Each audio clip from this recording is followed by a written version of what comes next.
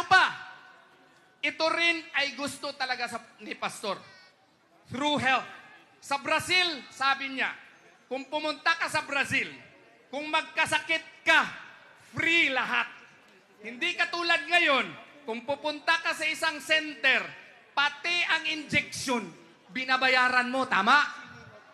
Ang gusto ni Pastor ay maggawa ng batas na isisiguro na ang ating kalusugan pagkapunta mo sa hospital, as much as possible, wala nang bayad. Yan po ang gusto ni Pastor.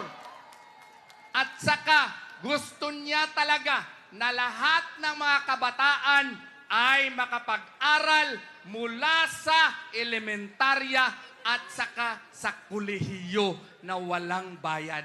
Posible ba yun? Try! Choose Pastor Apollo Sikibuloy. Kung nagawa niya yan sa KOJC, wala pong rason kung hindi niya magawa yan, kung pagbibigyan ninyo siya ng tsansa na maging senador.